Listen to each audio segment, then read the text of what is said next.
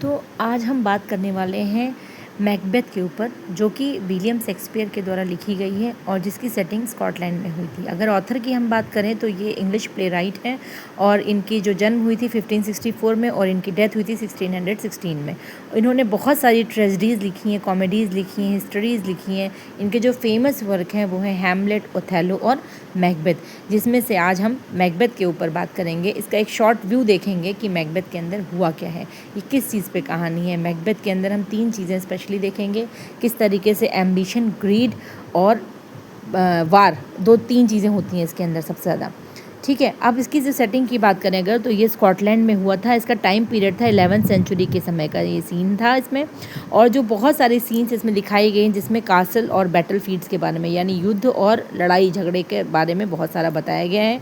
जहाँ तक कि इसकी बात करें, स्टार्टिंग लाइन इसकी 3 चुड़ैलों से होती है।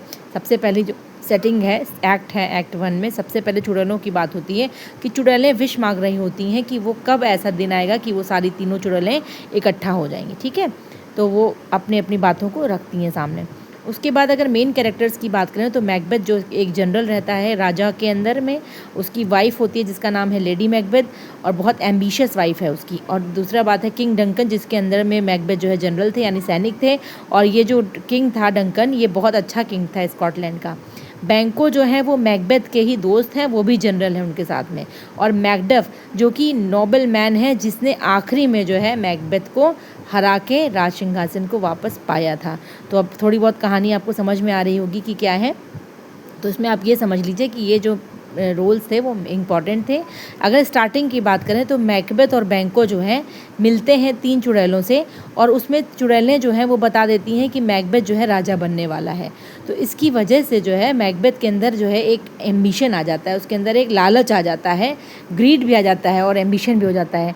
जैसे जैसे आगे इसका जो एक्शन यानी कि लालच बढ़ता जाता है, कैसे, जब वो अपनी वाइफ लेडी मैकबेथ को जाके ये बात बताता है तो लेडी मैकबेथ उसको उकसाती है कि अगर तुम्हें राजा बनना है, अगर रास्ता नहीं मिल रहा है तो क्या करो तुम, कि क्योंकि किंग डंकन ने अपने बेटों को कह दिया था ना कि जो है आप उसको राजा घोषित कर दिया था, तो उससे भड़का दिया कि अगर वो ऐसे नहीं तो ऐसे तुम राजा बनो, उसको मारने के बाद राजा बन जाओ। तो इसका क्लाइमेक्स ये होता है कि मैकबेथ जो है वो क्रूएल हो जाता है, बहुत गुस्सैल और बहुत मतलब गंदा बन जाता है, वो सस्पिशियस हो जाता है, बहुत सी चीज़ें छुपाता है। तो उसने ऑर्डर कर दिया कि उसके राजा को तो मारा ही, उसके साथ में उसने अपने दोस्त बैंकों को भी मारा और बहुत से लोगों को मारा, जो जो रास्ते में आया उन सबको ये मारता ही चला गया। इतना ज़्यादा इसके अंदर एम्बिशन इसका हावी हो गया राजा बनने के बाद। मारने, एक तो राजा को मार के राजा बना ही था, उसके बाद इसका एम्बिशन हावी होता चला गया। लेकिन होता क्या है ये सब करने से कि जो लेडी मैकबेथ होती हैं, उनकी वाइफ, उनको एक अंदर से गिल्ट हो जाता है और डिस्टर्ब रहती हैं, वो हमेशा नींद में चलने की उनको बीमारी हो जाती है। उनको हमेशा ये लगता रहता है कि उनके हाथ जो है खून से रंगे हुए हैं। तो मैकबेथ जो है धीरे धीरे उसका सपोर्ट कर पाना, मैकबेथ जो है लोगों का जो सपोर्ट उसको मिल रहा था वो धीरे धीरे लॉस्ट हो जाता है। और आखिरी में होता क्या है कि लेडी मैकबेथ अपने आप को खुद ही मार लेती हैं। और एंड में जब मैकबेथ को ये बात पता चलती है, उसी बीच में वो डिस्टर्ब हो जाते हैं और मैकडफ जो था उसने मैकबेथ को मारने के लिए पेड़ों की झाड़ियों के हेल्प लेके उसमें छुप छुप के जो है वो आता है, मैकबेथ को उसमें मार देता है। और मैकबेथ को ये मिला था वरदान कि जो है उसको कोई मार नहीं सकता है जो माँ के पेट से जन्म लिया हो नॉर्मल बच्चा।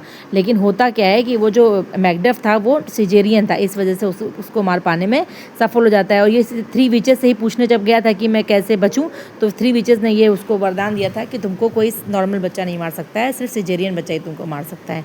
तो ओवरऑल ये कहानी समझ लीजिए कि ग्रीड की, एम्बिशन की है। Thank you.